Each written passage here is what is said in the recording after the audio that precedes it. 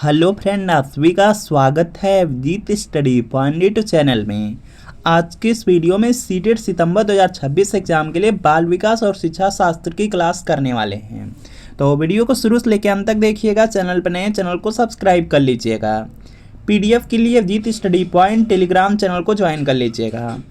आज की क्लास में हम सीडीपी के 30 प्रश्न करने वाले हैं। अगर इन 30 प्रश्नों में से आपके 20 प्लस प्रश्न बिल्कुल सही हो जाते हैं तो आप सीटेट एग्ज़ाम को काफ़ी अच्छे स्कोर से पास कर सकते हैं। तो आज की क्लास से कितने प्रश्न बिल्कुल सही हुए हैं यह कमेंट आप ज़रूर कीजिएगा। आज की क्लास का आपका सबसे पहला प्रश्न है, संज्ञानात्मक विकास का अर्थ है। तो इसका देखिए आपको सही जवाब बताना है। 4 ऑप्शन दिया गया, अभियोग्यता का विकास, बच्चे का विकास, शारीरिक कौशल का विकास, व्यक्तिगत विकास। तो यहाँ पे इसका राइट आंसर हो जाएगा अभियोग्यता का विकास। संज्ञानात्मक विकास का अर्थ होता है अभियोग्यता का विकास। अभियोग्यता का जो विकास है इसका जो संबंध होता है यह मुख्यतः देखेंगे जो बौद्धिकता होती है, बौद्धिकता से संबंधित होता है। और बौद्धिकता का मतलब होता है कि कोई भी समस्या है उसको जो समझना, सीखना या तर्क करना की जो क्षमता होती है उससे होता है। तो यह पॉइंट याद रख लेंगे। अगला प्रश्न आपके सामने यहाँ पर है कि तर्क, जिज्ञासा तथा निरीक्षण शक्ति का विकास होता है। तो इसका देखिए आपको सही जवाब करना है। 4 ऑप्शन दिया गया है, 6 वर्ष की आयु में, 8 वर्ष की आयु में, 11 वर्ष की आयु में, 15 वर्ष की आयु में। ध्यान देंगे यहाँ पे दिया गया तर्क, जिज्ञासा और निरीक्षण शक्ति दिया गया है। तो जिन पियाजे ने बताया था कि जो औपचारिक संक्रियात्मक अवस्था होती है, औपचारिक संक्रियात्मक अवस्था में जो बालक होते हैं उनमें तर्क, जिज्ञासा और जो निरीक्षण करने की शक्ति है उसका विकास हो जाता है। तो जो औपचारिक संक्रियात्मक अवस्था है वो 11 से लेकर 15 वर्ष की होती है। और यहाँ पर देखेंगे क्या हो जाएगा, 11 वर्ष की आयु में विकास हो जाता है। तो यहाँ पर आपका ऑप्शन नंबर सी वाला बिल्कुल राइट आंसर हो जाएगा। अगला देखेंगे प्रश्न आपका दिया गया है, निम्नलिखित में से कौन सा अनौपचारिक शिक्षा का स्रोत नहीं है। तो इसका देखिए आपको सही जवाब बताना है। सभी लोग यहाँ पे ध्यान देंगे और राइट आंसर करेंगे। ध्यान से देखेंगे तो यहाँ पे लिखा गया अनौपचारिक शिक्षा का स्रोत नहीं है। यहाँ पे नहीं वर्ड लिख दिया गया है, इसका मतलब है आपसे पूछा जा रहा है औपचारिक शिक्षा के बारे में। यहाँ पे औपचारिक शिक्षा के बारे में पूछा जा रहा है। अनौपचारिक शिक्षा में क्या होता है, अनौपचारिक शिक्षा में जैसे आपको यहाँ पे जो शिक्षा जैसे आपके परिवार के माध्यम से मिल रही है या किसी समुदाय के माध्यम से मिल रही है, या जो आपका यहाँ पे फ्रेंड सर्कल है, जो मित्र मंडली है, मित्र मंडली के माध्यम से अगर कोई शिक्षा मिल रही है, या धर्म समाज हो गया, या आप किसी खेल के मैदान में हैं वहाँ से कोई शिक्षा मिल रही है, तो वह अनौपचारिक शिक्षा होता है। और जो आपको विद्यालय में शिक्षा मिलती है, जो कक्षा कक्ष होता है उसके माध्यम से जो शिक्षा मिलती है वह औपचारिक यहाँ पे शिक्षा के अंतर्गत आता है। आपसे पूछा गया अनौपचारिक शिक्षा का स्रोत नहीं है। तो सबसे पहले देखते हैं यहाँ पे दिया गया अनौपचारिक शिक्षा का स्रोत नहीं है। तो यहाँ पर देखेंगे जो अभिभावकों द्वारा दी गई शिक्षा होती है यह अनौपचारिक शिक्षा है। जो मित्र समूह द्वारा दी गई शिक्षा है यह भी अनौपचारिक शिक्षा है। जो पड़ोसियों द्वारा दी गई शिक्षा है यह भी अनौपचारिक शिक्षा है। लेकिन आपसे पूछा गया अनौपचारिक शिक्षा का स्रोत नहीं है, तो बी वाला स्रोत नहीं है, क्योंकि यह औपचारिक शिक्षा है। जो कक्षा का शिक्षण के माध्यम से दी जाने वाली शिक्षा होती है वह अनौपचारिक शिक्षा का स्रोत नहीं है, बल्कि आपका औपचारिक शिक्षा है। यह पॉइंट याद रखेंगे। अगला प्रश्न आपके सामने है कि यौन परिपक्वता में महत्वपूर्ण हाथ है। तो इसका देखिए आपको सही जवाब करना है, और यहाँ पे इसका राइट आंसर हो जाएगा पीयूष ग्रंथि का। जो यौन परिपक्वता होता है इसमें जो महत्वपूर्ण हाथ होता है यह पीयूष ग्रंथि का रहता है। तो यहाँ पर आपका ऑप्शन नंबर ए वाला बिल्कुल राइट आंसर हो जाएगा। जो यहाँ पे मानव व्यवहार होता है और जो शरीर की अंतःक्रिया होती है इसका जो यहाँ पे कंट्रोल होता है, जो नियंत्रण होता है, इसी पीयूष ग्रंथि के माध्यम से होता है। यह पॉइंट याद रखेंगे। और जो पीयूष ग्रंथि है इसी को मास्टर ग्रंथि भी कहा जाता है, तो इसको भी आपको याद रखना है। अगला प्रश्न है कि अर्नेस्ट जोन्स के अनुसार किशोरावस्था की आयु सीमा कितनी है। तो इसका देखिए आपको सही जवाब करना है। सभी लोग प्रयास करेंगे और यहाँ पे राइट आंसर आप लोग करेंगे, और यहाँ पे इसका राइट आंसर हो जाएगा जो यहाँ पे अर्नेस्ट जोन्स हैं उन्होंने किशोरावस्था की जो आयु सीमा है उसको यहाँ पे उन्होंने जो मानव विकास था उसको 4 अवस्था में उन्होंने डिवाइड किया था। सबसे पहले उन्होंने शैशवावस्था बताया जो कि 0 से 6 वर्ष उन्होंने बताया, और जो बाल्यावस्था था उसको 6 से 12 वर्ष बताया थी। किशोरावस्था को उन्होंने 12 से 18 वर्ष बताया था, और जो वयस्क अवस्था होती है, वयस्क अवस्था, उसको 18 वर्ष के बाद की जितनी भी आयु है वो वयस्क अवस्था में होती है। यह अर्नेस्ट जोन्स ने बताया था। तो इसमें आपसे क्या पूछा गया, यहाँ पे आपसे पूछा गया था किशोरावस्था की आयु सीमा। तो किशोरावस्था इन्होंने 12 से 18 वर्ष बताया था, 12 से 18 वर्ष यहाँ पे बताया था। तो यहाँ पर देखेंगे जो बी वाला है, बी वाला आपका बिल्कुल राइट आंसर होगा।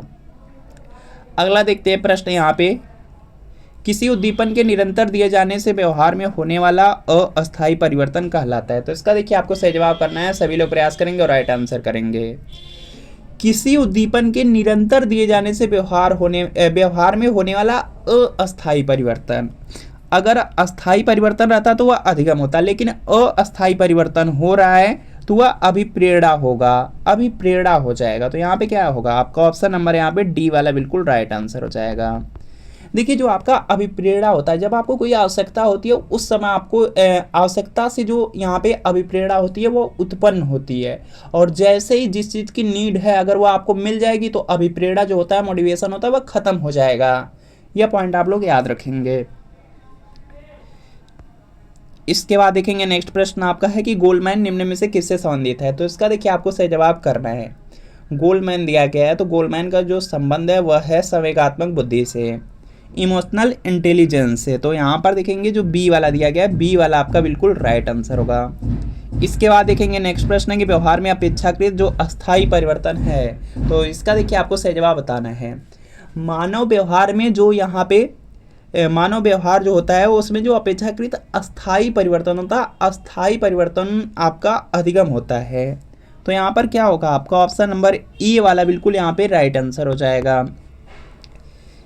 इसके बाद देखते हैं नेक्स्ट प्रश्न है कि निम्न में से कौन सा अधिगम के पठार का कारण नहीं है। तो इसका देखिए आपको सही जवाब करना है, और यहाँ पे इसका राइट आंसर हो जाएगा। यहाँ से देखिए यहाँ पे अधिगम के जो पठार के कारण हैं उसमें देखेंगे अगर प्रेरणा की सीमा है या शारीरिक सीमा है या ज्ञान की सीमा है, यह तीन जो कारण है, तीन कारण की वजह से क्या होता है, अधिगम में पठार होता है। अधिगम के ये पठार के लक्षण हैं, लेकिन विद्यालय का असहयोग है तो इसकी वजह से अधिगम का या पठार का कारण नहीं है। तो यहाँ पे बी वाला आपका राइट आंसर है, यह अलग चीज़ है।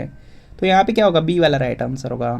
अगला, सीखने का वह सिद्धांत जो पूर्ण रूप से और केवल अवलोकनीय व्यवहार पर आधारित है, सीखने के सिद्धांत से संबंधित है। तो यहाँ पे इसका राइट आंसर होगा, यह व्यवहारवादी के अंतर्गत आ जाएगा, व्यवहारवादी। ऑप्शन नंबर बी वाला राइट आंसर होगा। अगला है, कौन सी तथ्योक्ति है जो कि गेस्टाल्ट सिद्धांत पर आधारित है। तो इसका देखिए आपको सही जवाब बताना है। तो यहाँ पर इसका राइट आंसर हो जाएगा जो संपूर्ण होता है, संपूर्ण से अगर अंश की ओर बढ़ रहे हैं तो यह आपका यहाँ पे जो गेस्टाल्ट सिद्धांत है उस पर यहाँ पे आधारित होगा। तो यहाँ पर आपका ऑप्शन नंबर ए वाला राइट आंसर है, संपूर्ण से अंश की तरफ बढ़ना। अगला प्रश्न आपके सामने है कि शिक्षण सबसे कम प्रभावशाली होगा जब। तो इसका देखिए आपको सही जवाब करना है, सभी लोग प्रयास करेंगे, राइट आंसर करेंगे। अगर कोई भी टीचर है, अगर कोई भी टीचर एकाधिकारवादी हो जा रहा है, एकाधिकारवादी है, तो जो शिक्षण होगा वह बहुत कम प्रभावशाली रहेगा। अगर विद्यार्थी ही निष्क्रिय हो जाए, विद्यार्थी सक्रिय नहीं है, निष्क्रिय है, तब भी आपका जो शिक्षण होगा वह प्रभावशाली नहीं होगा और बहुत कम प्रभावशाली रहेगा। केवल अगर लिखने पर ही बल दिया जा रहा है या केवल बच्चों को रटाया ही जा रहा है तो वहाँ पर क्या होगा, शिक्षण बहुत कम प्रभावशाली रहेगा। तो ये सब के सब गुण हैं शिक्षण के कम प्रभावशाली होने के। तो यहाँ पे डी वाला आपका राइट आंसर होगा, उपर्युक्त सभी। 6 से 11 वर्ष आयु वर्ग के लिए अधिगम। तो इसका देखिए आपको सही जवाब करना है, और यहाँ पे इसका राइट आंसर हो जाएगा, ज्ञान निर्माण की एक सक्रिय प्रक्रिया होती है। जो यहाँ पे 6 से 11 वर्ष वाली आयु रहती है उसमें जो अधिगम होता है वह ज्ञान जो निर्माण होता है उसके लिए बिल्कुल सक्रिय प्रक्रिया है। तो यहाँ पर आपका ऑप्शन नंबर ए वाला बिल्कुल राइट आंसर है। अगला, शिक्षण की कौन सी विधि है जो ज्ञान के अधिकतम प्रयोग को प्रोत्साहित करती है। तो इसका देखिए आपको सही जवाब बताना है, जो आपका समस्या समाधान विधि है, यह शिक्षण की ऐसी विधि है जो ज्ञान होता है, ज्ञान का अधिकतम जो प्रयोग होता है उसको प्रोत्साहन देती है। तो यहाँ पर आपका ऑप्शन नंबर ए वाला बिल्कुल राइट आंसर होगा। अगला प्रश्न आपके सामने की गर्भाधारण से लेकर के मृत्यु तक जो व्यवहार में परिवर्तन का जो अध्ययन है वह क्या कहलाता है। तो उसको बोला जाता है विकासात्मक मनोविज्ञान कहा जाता है। जो गर्भधारण होता है, गर्भधारण से लेकर के जब तक मृत्यु नहीं हो जाती तब तक जो व्यवहार में परिवर्तन हो रहे हैं अगर उसका अध्ययन किया जाता है जो उसको विकासात्मक मनोविज्ञान कहा जाता है। तो यहाँ पर सी वाला आपका राइट आंसर होगा। अगला, निम्नलिखित में से कौन सा विशिष्ट बालकों का प्रकार नहीं माना जाता है। तो इसका देखिए आपको सही जवाब बताना है। विशिष्ट बालक कौन कौन से होंगे। अगर कोई भी धीमी गति से सीखने वाला बालक है तो वह विशिष्ट बालक हो जाएगा। अगर कोई सृजनशील बालक है वह भी आपका विशिष्ट बालक के अंतर्गत आ जाएगा। और जो शारीरिक रूप से अगर कोई विकलांग वह भी विशिष्ट बालक के अंतर्गत आ जाएगा। सब विशिष्ट बालक होंगे, लेकिन कोई साधन संपन्न बालक है तो वह विशिष्ट बालक के अंतर्गत नहीं आएगा, यह अलग है। तो यहाँ पे डी वाला राइट आंसर होगा। कोई भी कमी है या आप में कोई अच्छाई है, बहुत ज़्यादा अच्छाई है, तो वो सब विशिष्ट वालक के अंतर्गत आते हैं, या पॉइंट याद रखेंगे। अगला है कि वह बच्चे जिनकी मानसिक आयु उनकी जो कालानुक्रमिक आयु है उससे कम होती है कहलाते हैं। तो इसका देखिए आपको सही जवाब करना है, और यहाँ पे इसका राइट आंसर हो जाएगा उनको मंदित बालक कहा जाता है, उनको मंदित बालक कहा जाता है, और मंदित बालक दिया गया डी वाले में, डी वाला आपका बिल्कुल राइट आंसर होगा। अगला प्रश्न आपके सामने है कि किस प्रकार के विकास से एकाग्रता तथा सृजनात्मकता का संबंध है। तो इसका देखिए आपको सही जवाब करना है। तो यहाँ पे हो जाएगा आपका यहाँ से बौद्धिक विकास होगा, बौद्धिक विकास दिया गया सी वाले में, तो सी वाला राइट आंसर है। बुद्धि के 7 प्राथमिक मानसिक योग्यताओं के सिद्धांत के प्रतिपादक हैं। तो इसका देखिए आपको सही जवाब बताना है। तो यहाँ पे इसका राइट आंसर हो जाएगा थर्स्टन हो जाएगा। थर्स्टन ने यहाँ पे 7 प्रकार की योग्यता का उल्लेख किए थे। तो यहाँ पे क्या होगा आपका ऑप्शन नंबर डी वाला राइट आंसर है। अगला प्रश्न आपके सामने है कि प्रक्षेपण विधियाँ खाली स्थान दिया गया कि आकलन के लिए उपयोग की जाती हैं। तो यहाँ पे इसका राइट आंसर होगा जो देखिए प्रक्षेपण विधि है, इसका जो प्रयोग है या यहाँ पे इसका जो उपयोग होता है वह व्यक्तित्व के आकलन के लिए किया जाता है। तो यहाँ पे क्या होगा सी वाला आपका बिल्कुल राइट आंसर होगा, सी वाला राइट आंसर होगा। कक्षा 5 के न्यून दृष्टि वाले बच्चे को, तो इसका देखिए आपको सही जवाब करना है। कक्षा 5 का कोई भी बच्चा है और वह न्यून दृष्टि वाला है, मतलब कम दिखाई अगर उसको दे रहा है, तो उसके साथ आप क्या करेंगे। तो यहाँ पे दिया गया है कि कक्षा में समान रूप से बर्ताव करना चाहिए और जो ऑडियो सीडी है उसके जरिए सहायता प्रदान करनी चाहिए। तो सी वाला यहाँ पे बिल्कुल राइट आंसर हो जाएगा, सी वाला बिल्कुल राइट आंसर हो जाएगा। इसके बाद देखेंगे नेक्स्ट प्रश्न आपका दिया गया शिक्षण प्रक्रिया में निम्नलिखित में से किसका भली प्रकार ध्यान रखना चाहिए। तो इसका देखिए आपको सही जवाब बताना है। शिक्षण की जो प्रक्रिया है उसमें जो विद्यार्थियों की सक्रिय सहभागिता होती है, सक्रिय सहभागिता का बिल्कुल आपको यहाँ पे भली प्रकार या भली भांति ध्यान रखना चाहिए। तो ए वाला आपका राइट आंसर होगा। निम्न में से किस विधि का उपयोग स्मृति के मापन के लिए नहीं किया जाता है। तो इसका देखिए आपको सही जवाब करना है। देखिए जो स्मृति का मापन है यहाँ पे दिया गया स्मृति का मापन, तो इसके लिए यहाँ पे प्रत्याहार विधि, पहचान विधि और पुनः सीखना विधि, 3 विधि का तो प्रयोग होता है। लेकिन यहाँ पे जो तार्किक विधि है इसका यहाँ पे जो उपयोग होता है या जो प्रयोग होता है वह स्मृति के मापन के लिए नहीं किया जाता। तो यहाँ पे बी वाला राइट आंसर होगा। अगला प्रश्न आपके सामने है कि विकास के परिणाम स्वरूप नवीन विशेषताओं और नवीन योग्यताएं प्रकट होती है, यह कथन किसने दिया है। तो यहाँ पे इसका राइट आंसर होगा यह हरलाक ने कहा था, यह हरलाक का यहाँ पे कथन है। तो बी वाला आपका राइट आंसर है। बच्चे की वृद्धि मुख्यतः संबंधित है। तो इसका देखिए आपको सही जवाब करना है।